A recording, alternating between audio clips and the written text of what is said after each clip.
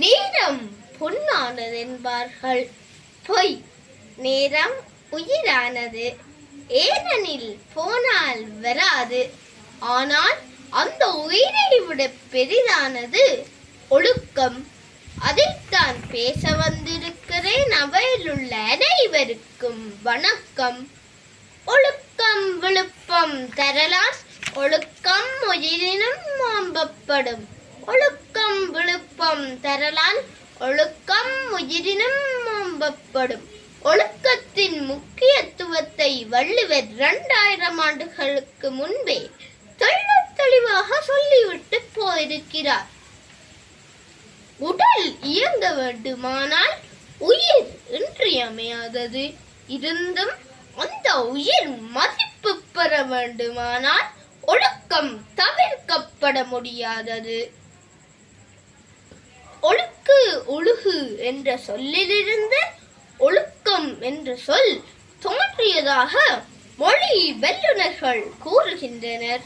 சொட்டு சொட்டாக திருப்பி திருப்பி ஒழுகுதல் ஒழுக்கு.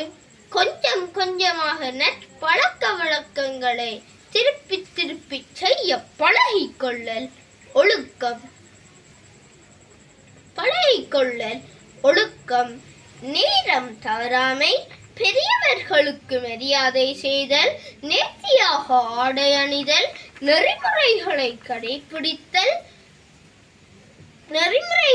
கடைபிடித்தல் என்பன மாணவர்களாகிய நாம் ஒழுக வேண்டிய ஒழுக்கங்களுக்கு உதாரணங்களாகும். சாலைகளில் கல்வியை மட்டுமின்றி ஒழுக்கத்தையும் பூரணமாக மாணவர்களுக்கு புகட்ட வேண்டும்.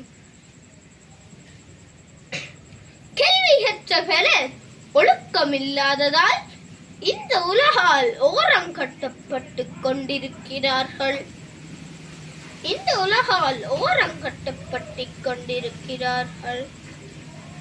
உண்மையை சொல்லி நன்மையை செய்தால் உலகம் உன்னிடம் மயங்கும். நிலை உயரும் போது பணிவை கொண்டால் உயிர்கள் உன்னை வணங்கும். உண்மையை சொல்லி நன்மையை செய்தால் உலகம் உன்னிடம் மயங்கும். நிலை உயரும் போது பணிவை கொண்டால் உயிர்கள் உன்னை வணங்கும்.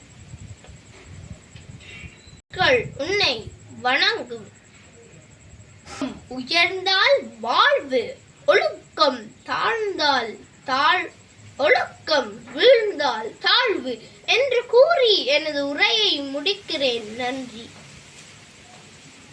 என்ன